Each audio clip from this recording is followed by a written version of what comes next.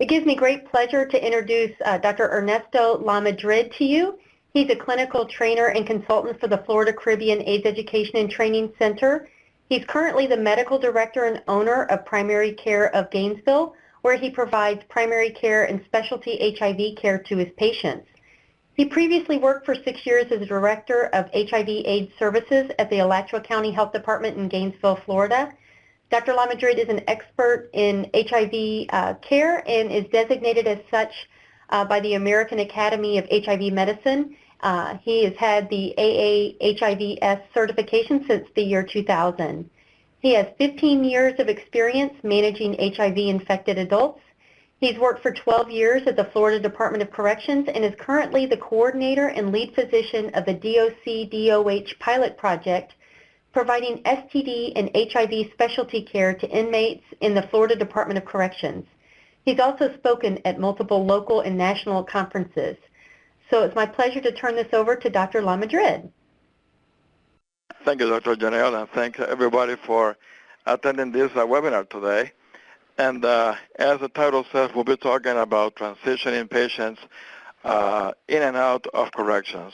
And looking at the participant list, some of you have experience either in public health and or in corrections, call it either jails or prisons. You know, so these prisoners in either the jails or prison, they're always a captive audience, and we need to take advantage of the opportunity of having this population of people infected with HIV under the care in a controlled setting. And we need to ensure that from the time that they are released from the correctional setting, that we can continue to provide the same or similar care out in the community. Of course, that brings a lot of challenges for the staff at each facility, jails or prisons, to ensure that they can continue with the care that they were receiving while incarcerated. So we'll go over some of the objectives that we have for this session. So by the end of this course, you should be able to describe some of the differences between the healthcare system at a correctional facility versus a community setting, identify potential barriers to HIV care during an inmate's transition from a correctional facility to the community, and describe changes in immune and virologic response after release and upon reentry. As we can imagine, some of our patients, unfortunately, when they get out of prison or jail, they do come back into the system. So we'll have, through the presentation, we have a few poll questions, and the first one is, why care about the health of inmates? So please, if you don't mind, on your computer, just click on the answer that you believe is the most accurate. The first one is, I'm afraid they sue me. The second option is, they have a constitutional right for health care. The third option is, they have health insurance. And the last option is, it is mandated by state law. So I will give you a few seconds to answer these questions.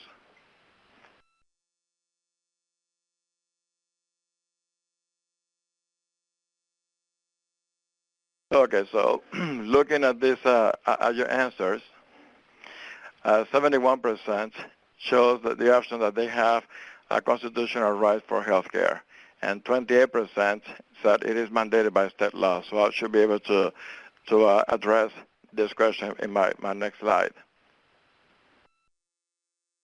So what care about the health of inmates? Those who have been incarcerated is 25% of HIV-infected Americans, 33% of Americans infected with hepatitis C virus, and 40% of Americans with active tuberculosis. Among inmates, up to 50% have either an Axis 1 or 2 mental disorder or psychiatric diagnosis, and as many as 75% have alcohol and or substance abuse disorders. So this by itself, it brings a very complex population for people to care in any correctional setting, mainly because these people are, most of the time, they are away from the drugs, away from the alcohol, you know, and even though they go through detoxification when the first time they are arrested and they go to jail. But of course these substances they become dependent on most of them. So besides dealing with the HIV and or the hepatitis C of the patient, we have to deal with people going through withdrawals and other complications of these substance abuse problems. So only the incarcerated have a legal right to health care. That's mainly the answer to our first poll question. The public will be required to care for the prisoner who cannot, by reason of deprivation of his liberty, care for himself. And this was mandated in 1926 by the case of Spicer versus Williams. Also, deliberate indifference to serious medical needs of the prisoners is a violation of the Eighth Amendment, and this was mandated by the Supreme Court in 1976. So of all the people in our country, the incarcerated individuals are the only ones who have a constitutional right to receive health care.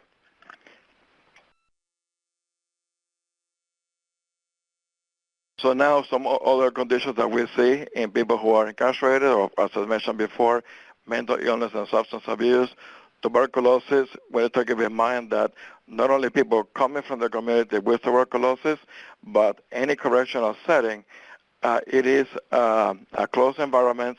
You have a lot of people living in the dormitories, the wards, the jails, whatever they call them at each facility.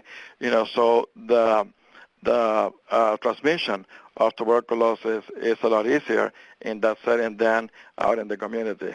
We also have people with the sexually transmitted diseases or infections, called it herpes, syphilis, chlamydia, gonorrhea.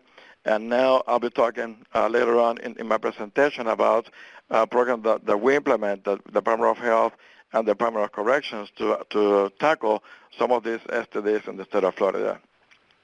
And of course, hepatitis C, 1.3 to 1.4 million inmates are hepatitis C positive.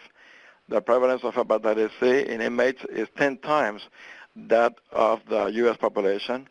And incarcerated women have a higher rate of hepatitis C than men. And this was published by Dr. DeGroot back in 2001. Now, briefly talking about epidemiology of HIV in jails and prisons, the state or federal prison inmates reported to be HIV positive or to have confirmed AIDS from 2006 to 2008. And just to summarize this slide, you can see on the far right, on the blue section, the population has been fairly stable from 1.7 to 1.5, in the U.S. total reported. In the federal system, it has been between 0.8 and 0.9, but in the state system, it has been higher, between 1.6 and 1.8. Luckily, in the last 2 years of this study, in 2007 and 2008, there was a decrease in the state prisons. In 2010, 72 inmates in state prisons and 7 in federal prisons died from AIDS-related causes. AIDS-related deaths among all state and federal prisoners decreased from 24 deaths per 100,000 inmates to 5 per 100,000 in 2010. And of course, you need to remember this is the evolution of antiretroviral therapy with the new medications back in those days with the HART, the highly active antiretroviral therapies, protease inhibitors, and other new classes that helped us put together much better regimens and better tolerated regimens to treat HIV. And then we were able to treat more people for a longer time because they were able to tolerate the medications. And up to now, these days in 2014, we have multiple regimens that are a lot easier to take. And we actually have now 3 regimens that are what we call single tablet regimen, which is only 1 tablet to be taken once a day. So when I started working with people with HIV back in the mid-90s, I never thought ever in my life that I would be treating somebody with HIV with only 1 tablet 1 time a day. So this is how far we have come, and the side effects are minimal now compared to how it used to be back in the 90s. and even in the early 2000s. So we've come a long way to treat HIV. Therefore, we have seen a decrease in the complications and mortality due to HIV and AIDS.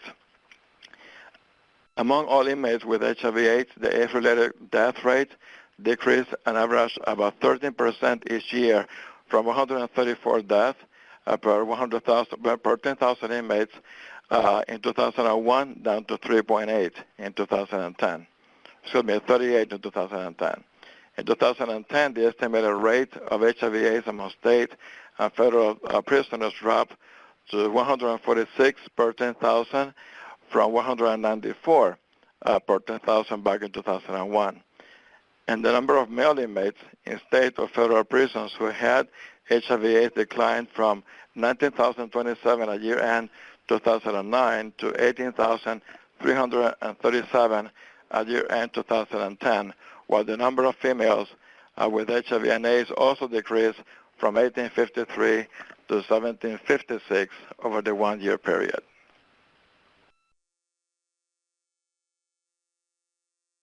And going back to that point, we can say that that we're testing, people are practicing safer sex in the community, but we have also shown in multiple studies in the last 2 or 3 years that treating HIV also prevents HIV. Therefore, treating them, we have less possibility of transmitting HIV in the community, and we can also translate that into the any correctional setting.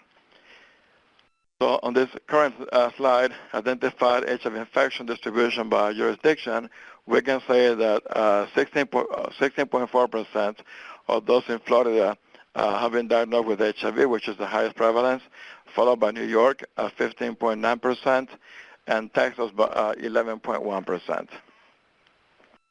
And this was in 2009, published in 2009.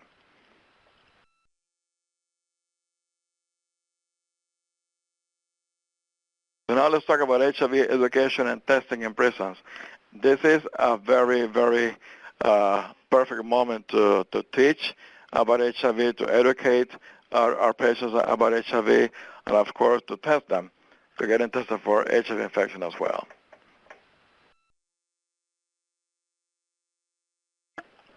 So our next poll question is, the following statements are correct except. The first one is state law mandates offering HIV tests to all offenders in the Florida Department of Corrections. Second one, all antiretrovirals are administered under directed observed therapy. Third one is Florida Department of Corrections does not offer HIV specialty care to the offenders. And the last one is easier access to care than in the community. So which one of these is not the correct answer?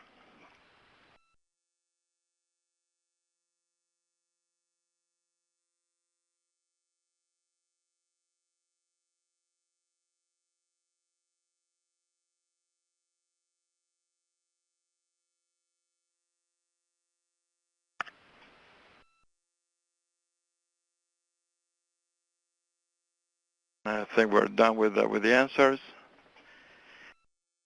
And the answer, 50% of you chose Florida Department of Corrections does not offer HIV specialty care to the offenders.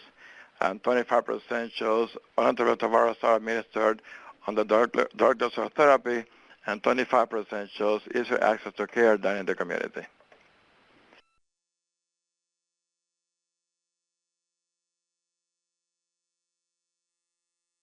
So opportunities to care for people with HIV in correctional settings. Number one, clustering of individuals with many healthcare needs, followed by opportunity for directly observed therapy.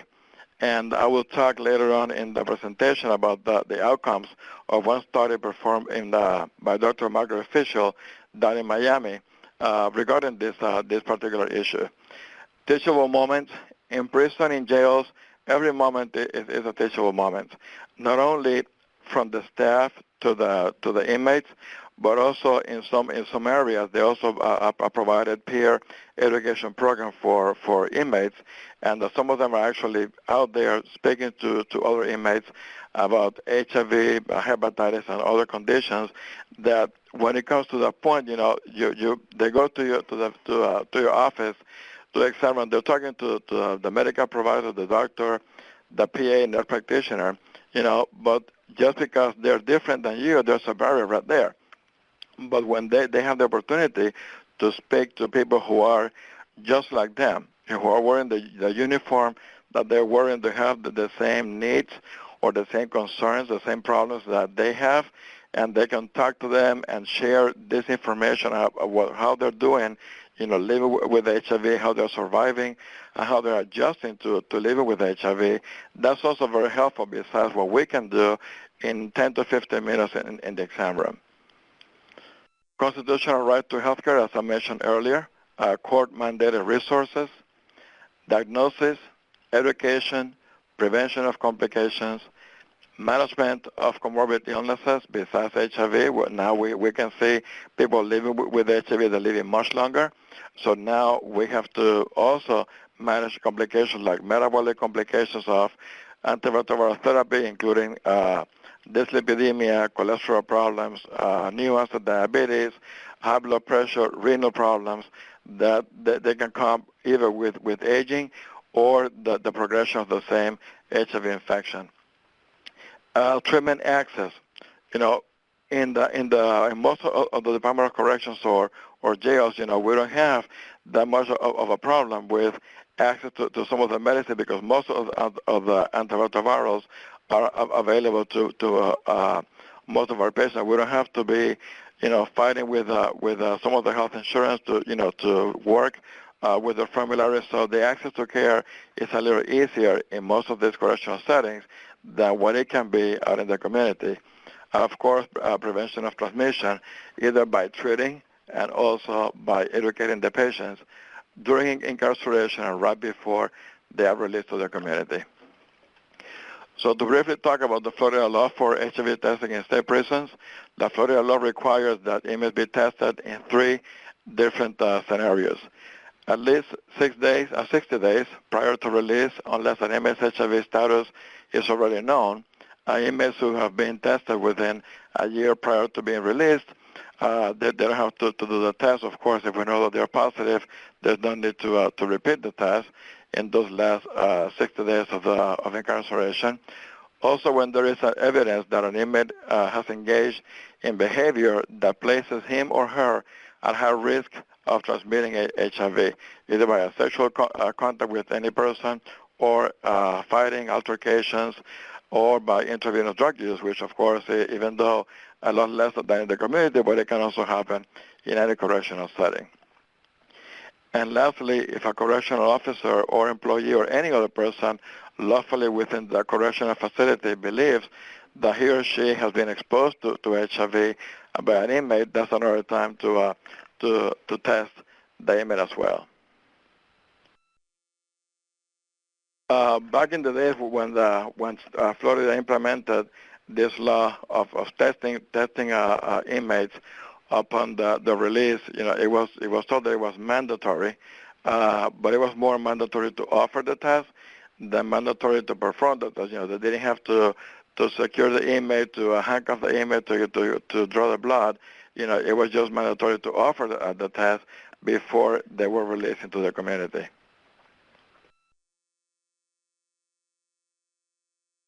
So one fact is that in 1990 in Rhode Island, over 40% of all newly diagnosed HIV-infected persons were first tested in a correctional setting. So this slide is here just to express to you the importance of offering HIV testing for those who are in any correctional setting, jails or prisons, call it state or federal prisons, because in the community sometimes they do not want to get tested. They have other things to do. They have different concerns with confidentiality and other problems. But in a correctional setting, they know that it's not going to cost them any money to get tested for HIV. And And if they happen to be HIV positive, there are multiple resources, including mental health resources available in a correctional setting that sometimes in the community is a little more difficult to get those or to use those same resources. So let's talk about HIV care in the Florida Department of Corrections. As mentioned earlier, inmates have constitutional access to care. Inmates offer HIV testing during incarceration because they're all considered to be at high risk. Most state and federal systems have the majority of antiretrovirals in the drug formulary, and the county, state, and federal governments cover the cost of care for individuals living with HIV either directly from the county or the state or through a private vendor. Health insurance, of course, is not necessary. So in the Florida Department of Corrections, there are two different models, if we can call it that way, for care. Number one, all HIV-infected inmates have access to chronic disease clinic or disease care through the chronic illness clinics. And the Department of Health Sexually Transmitted Infection Specialty Clinic participate in some institutions. The drug formulary, FDC has approved most antiretrovirals and medications used for prevention and management of opportunistic infections, and Moraviroc and Efovritide are the only two that are not in the formulary. But even the most recent drugs, the dolutegravir or TVK, and the most recent cyclothymic regimens are all included in this formulary. So they're available for us to use with the patients. The Health Service Bulletin, or the policy for the Department of Corrections 150305, which is the immunity clinic, it says that all HIV-infected inmates are followed by the Department of Corrections physician or mid-level practitioner. Inmates are seen in the clinic as soon as they arrive in the prisons if they're known to be HIV positive, or as soon as all the baseline tests are done for those who are newly diagnosed. Inmates must be followed in clinic at every 4 months, and these appointments are scheduled according to the frequency for follow-up determined by the provider. Laboratory tests are usually done within 2 weeks of the appointment, and the goal is to have an undetectable HIV viral load, prevention of opportunistic infections, and avoidance of medication adverse effects. One question that sometimes it comes up during discussions that I have with people in the community is that if a patient is arrested and goes into the jail or prison on therapy, do they continue with the same medication, or is there a lapse in treatment from the time that they go into the prison, the time they see the medical provider? And the answer is that they continue with the medication, even if they receive the last dose the day before they went to prison, they will receive the next dose that they arrive into the prison. So there's no lapse in treatment from the jail going into the prison system. So let's talk about the DOH STI Specialty Care Clinic, and those are my 3 daughters. So how it started? The Florida Department of Corrections needed to improve the HIV and STI care provided to the inmates, and the Department of Corrections wanted to improve the continuity of care after they are released, and the Department of Health and FDC agreed to provide STI and HIV specialty care in 8 prisons in the state. So the benefit to the Department of Corrections was to bring specialty care for STI and HIV-infected inmates, improve the relationship with another state agency, better pricing for the STI and HIV drugs through the 340B federal program, and receive annual certified STI and HIV training by experienced clinicians. The benefit to the Department of Health was to provide specialty care to inmates who will likely return to the DOC after release, initiate and maintain a medical record and collect data on potential clients in the future, and improve quality of care during incarceration and maintain it after the patient is released. The pilot project, this is back in 2008, it was for 2 years. We started doing it in Alachua County and Jackson County, covering 6 or 7 prisons. And then the implementation date of the program was in December 1st of 2008 at Alachua Department of Health.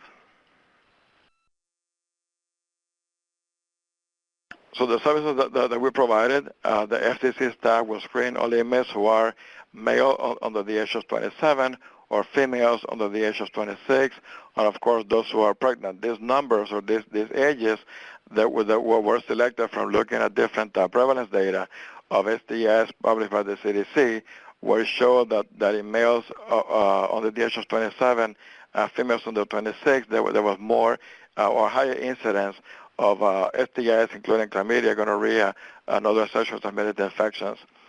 The Department of Health will record the test results on HMS, which is Health Management System, or PRISM, which is one system specific for STD Bureau. DOH medical staff will provide evaluation and treatment when clinically indicated, and mono infections with viral hepatitis C are not included in this project.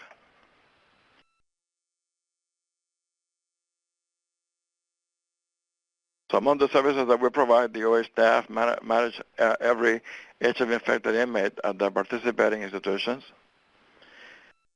The OH provides the medication to treat HIV and any HIV-associated comorbidity. The Department of Corrections staff provides the primary care to all the HIV-infected inmates, including emergent, urgent, and after-hours care. And the Department of Corrections pay for all diagnostic tests and non-HIV specialty care necessary to treat every inmate. The Department of Health staff follows the utilization management procedures established by the Department of Corrections for any other specialty care. So today, after 4 years or about 5 years of implementation of this program, now we have 22 prisons who participate in the program. The Department of Corrections saves approximately $12 million per year with the 340B drug price.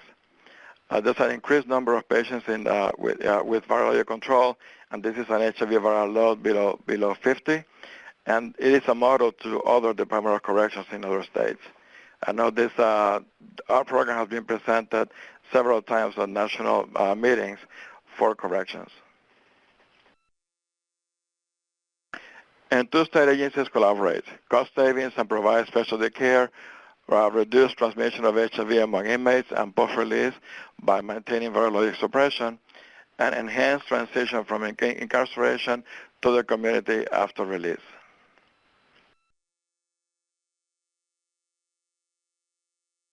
So now we have 2 agencies, the Department of Corrections and the Department of Health, working together to provide a much better prevention program, now including, of course, the inmates in the state.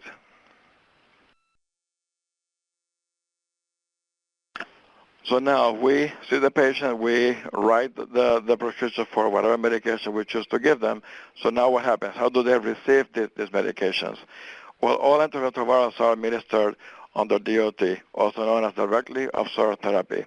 Inmates go to the medication window, or also known as the pill line, to receive every single dose of the medicines. The nurse records every dose administered in the medication administration record, and this record is also available to the clinicians when they're reviewing, when they're seeing the patient, to measure adherence to treatment. I also work in the community in my private office, and of course adherence is a challenge for everybody, you know, and we don't have any very good systems in place in the community to monitor adherence. You know, we can see quite frequently we can see people with who are supposed to be taking their medicines, they maintain a high viral load, and then when you do a genotype or any other resistance test, it comes back that there's no resistance because the patient's not taking the medication. You know, so you just spent a lot of money just to realize or to confirm that the patient was not taking the medicines when he or she was supposed to be taking them every day. You know, so in the correctional setting, when I'm talking about Florida Department of Corrections, we have the advantage of that piece of control, knowing how the patients are taking their medicines, And then if you see any missed doses or any documentation of refusing the medication, you can probably address that with the patient. Well, why do you refuse this many doses of your medicine? Are you having side effects or what happened? So it helps us make a much better decision on better interventions to make sure that they stay on the treatment and that we're choosing the medications that are more adequate for the patient's needs. The MAR is filed in the medical record at the end of each month for review by the clinician, as I just mentioned. So as I mentioned earlier, Dr. Margaret Fischel, back in 2001, she published in CROI a study that she did in several prisons in Central Florida, comparing the percent of patients at 88 weeks who were receiving the medication under direct dose therapy in these prisons versus her patients that she follows out of the University of Miami. And the 88-week data showed that almost 100% of patients who were receiving the medication under DOT, they maintained a viral load below 400. So this is back in those days, that was the lowest level of detection of the virus, versus some almost 80% of those that she was following with self-administered medication or treatment in the community. So there was a big difference, and in this study, there were two facts that were not published. One is that these patients were taking multiple different combinations. This was not specific to one particular regimen of antiretrovirals, so they could be taking different combinations. So whatever they were taking, if they took it every day, it worked very well. Secondly, in the places that she was visiting, doing the study, most of those inmates were also very well educated because they would bring different speakers to speak to them, so the education level was a lot higher. Therefore, they were more engaged into the treatment than others who were not seeing, the specialists, and they were receiving the education that these folks were receiving. So the DOT portion as well as the education portion made a big impact on the success of this program with DOT. So now let's talk about other policy. Now I will talk about the pre-release planning for continuity of health care. This was effective August 3rd in 2009. And the purpose of this health service bulletin is to provide guidance to health services staff and classification regarding inmate pre-release planning for those inmates who will need continuity of care when released from prison. And the pre-release planning shall be completed on all inmates, including temporary release for special purposes like furloughs or work release or others, and of course those who finish their sentence and they're released to the community. So this program is mainly to guarantee adequate continuity of care after they are released from prison. In the procedure classification, staff will provide the medical unit with a weekly list of all inmates who are to be released within the next 6 months, and then the medical pre-release health planning staff will begin to work at this point.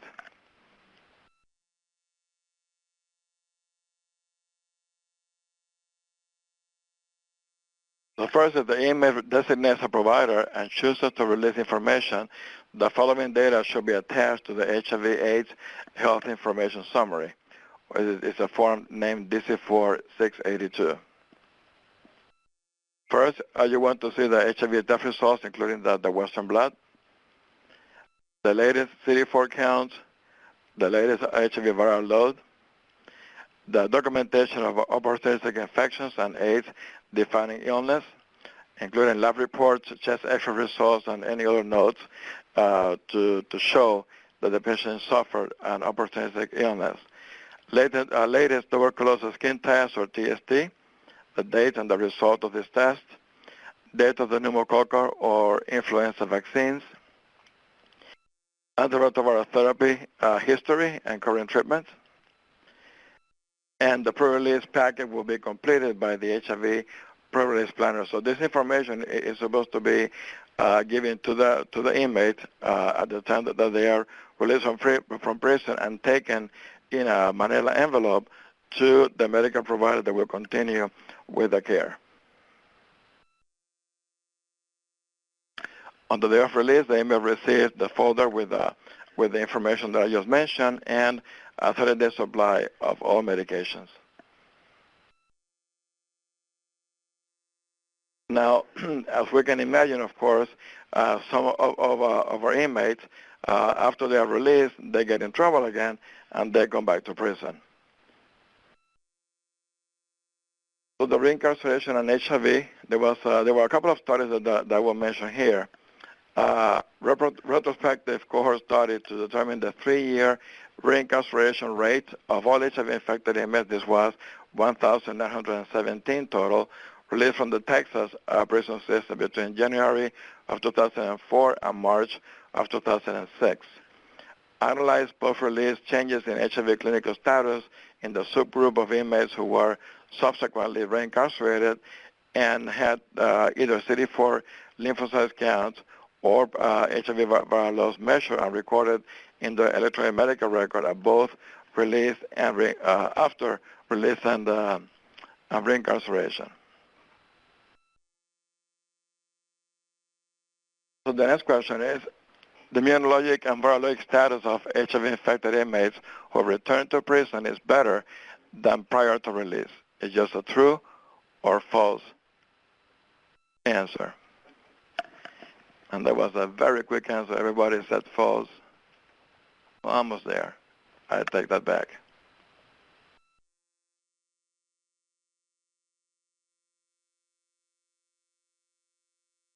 Okay, so yeah, everybody said that is not a correct term, and that is absolutely right. So the results of this study, only 20% of all HIV-infected inmates were actually reincarcerated within 3 years of release. Female inmates and inmates taking antiretroviral therapy at the time of release were at decreased risk of reincarceration. So off guys and those who were not taking medicine, they had a higher chance of coming back into the system. African Americans, inmates with a major psychiatric disorder, and inmates released on parole were at increased risk of reincarceration.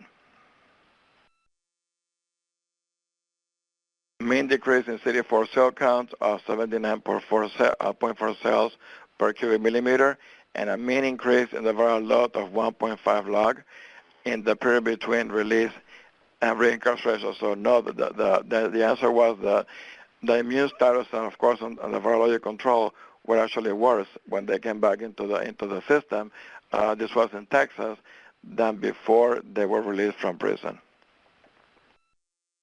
So the highlight, this is to highlight the importance of developing discharge planning programs to improve linkage to community-based HIV care and reduce recidivism among released HIV-infected inmates. Also in Connecticut, there was a very similar study, and to summarize the results, during incarceration, the mean CD4 count of these study patients increased 74 cells, and the viral load decreased in 59% of these patients to less than 400. After they got reincarcerated, this was 27% of those who were released from the prison. The mean CD4 count decreased 80 cells, and the mean HIV viral load increased 1.14 logs. You know, so just to put this into a clinical perspective, so if you have a patient who was on treatment while he or she was incarcerated and that was released with a CD4 count of 250 on treatment, now when they come back and we see a decrease of 80 cells in the CD4 count, now the patient comes back with a CD4 count below 200, which of course is the definition of AIDS. So if the patient was released with an HIV status of just HIV asymptomatic diagnosis, now they come back with a new diagnosis of AIDS because of a CD4 count less than 200. So the conclusion was the same. Recidivism to prison was high and was associated with poor outcome. More effective community release programs are needed for incarcerated patients with HIV disease. So in conclusion, the correctional care is a very complex system designed to provide constitutionally mandated care, treatments, rehabilitation, and prevention to incarcerated individuals. Through collaboration of the Florida Department of Health and Department of Corrections, has improved the quality and cost-effective care to HIV-infected prisoners. We have recognized a link between correctional health care and public health, which allow us to release healthier people to be a benefit to our society. And of course, if we are releasing people who are on treatment and they are under control, there's also a significant benefit to the community because these people will not be, most likely will not be infecting other people as long as they remain in their treatment and they are controlled because they have a full adherence with the regimens. And two main studies showed that we have a lot of work to do to improve the linkage to care after the patient is released.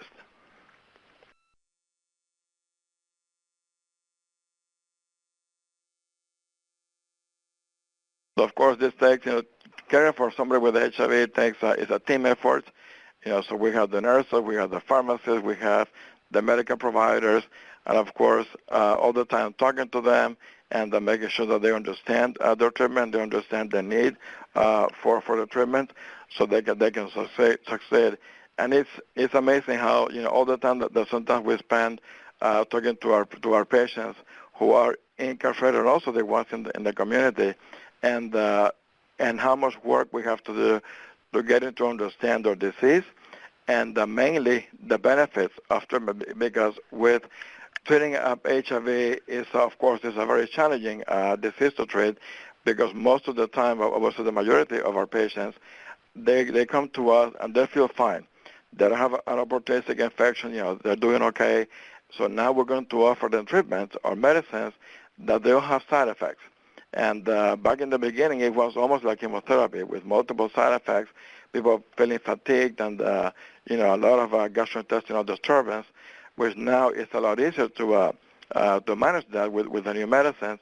But still, we're introducing medications to somebody who feels well, who but may potentially start feeling some side effects that will affect the way they feel. So that challenge, of course, we need to take that challenge by properly educating the patients and avoiding that they have any surprises. If we're going to provide a medication that has a side effect of dizziness or diarrhea, vomiting, any of those, we'll let the person know about the side effects so they can manage the side effect better.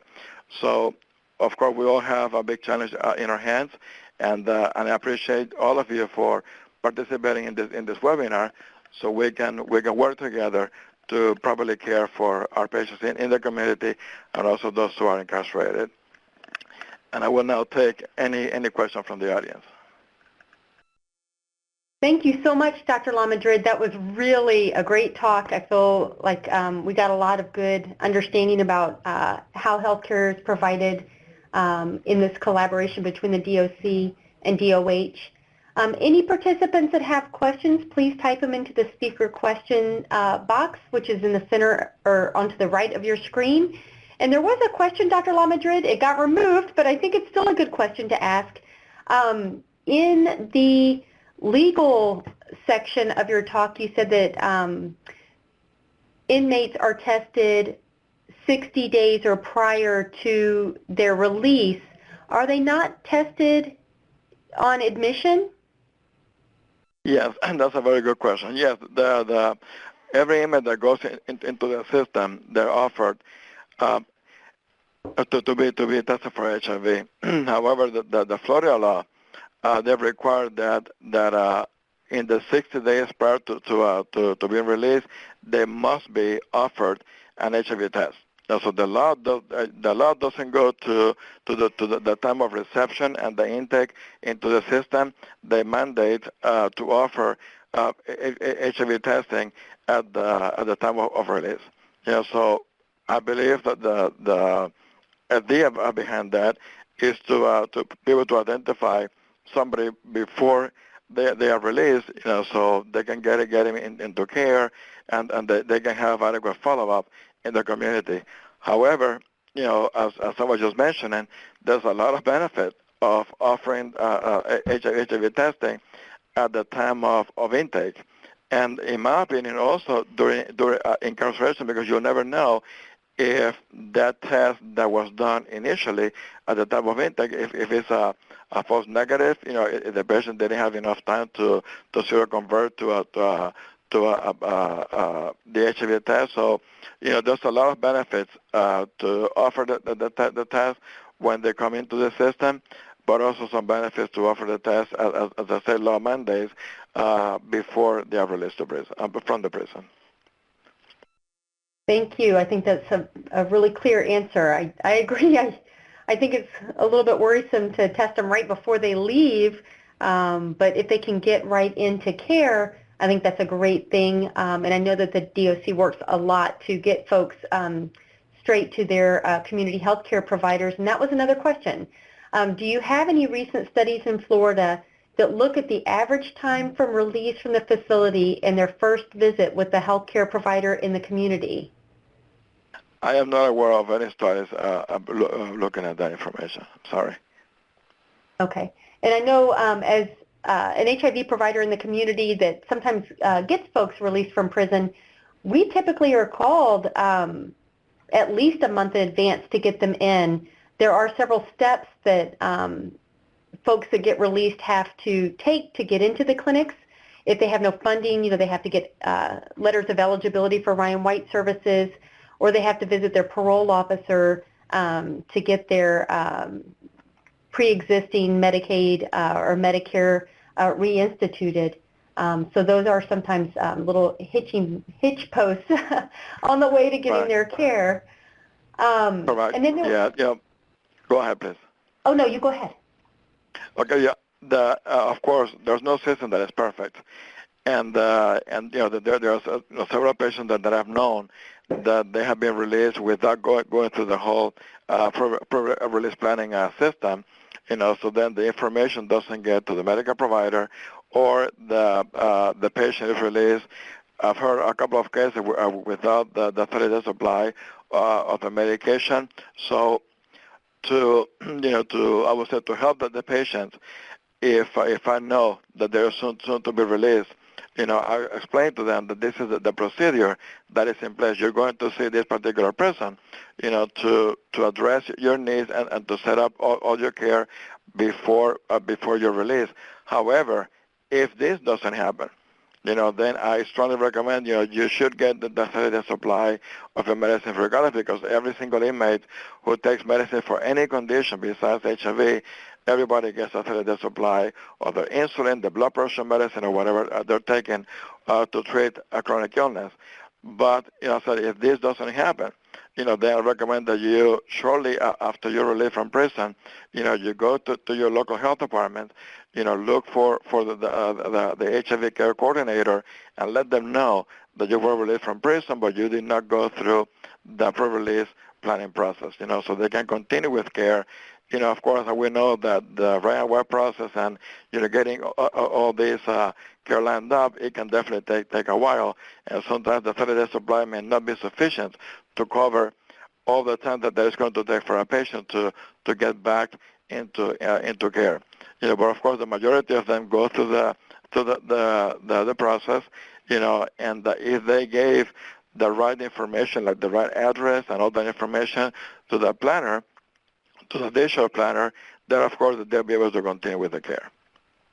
Yeah, and usually it does work very smoothly. There were some other questions. What percentage of HIV-infected patients in corrections are currently receiving directly observed therapy? 100%. They're also supposed to receive in corrections. They're supposed to receive all the antiretrovirus medications on the directly observed therapy. Now, these are the ones who are at the major prisons. Now, when they go into a work release center, which is of course still associated with corrections and their incarceration, but and that those inmates, they will have the medication with them because where they work at, where they're housed, there's no medical staff. So this is called the community correction centers. So these are people who are working in the on the streets, and with the Department of Transportation. Some of them are working Publix or other places, as part of the rehab and the incarceration, but they're more self-sufficient and they are responsible to take the medication. But those who are housed at a major prison, at a facility, they all receive the medication DOT.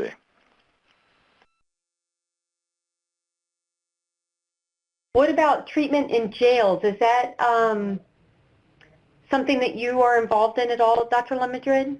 I'm not involved in treatment in jails, and the jails, of course, it varies per county. Every county has different policies. Some of them will do a DOT, others will do what I call modified DOT, which will give them a week's supply of the medication 1 week at a time. Others, they get the medication with them. So I think it varies between each county.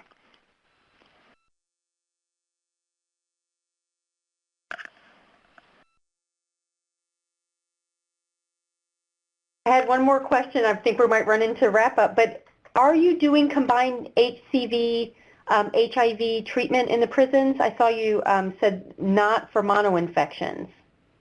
Correct. Well, what I meant was that people with hepatitis C mono-infected, they are not part of the DOH and DOC STI special claims. So we do not follow people who are mono-infected with hepatitis C. Those are followed by the Department of Corrections or the vendor staff. We do follow people who are HIV and hepatitis C co-infected. However, if we recommend treatment for hepatitis C, we refer the patient back to the institutional staff, to the providers, and then they will consult with a gastroenterologist to get evaluated and possibly involved in hepatitis C treatment. But we, as Florida Department of Health provider, we are not treating hepatitis C in this 340B program. Thank you so much.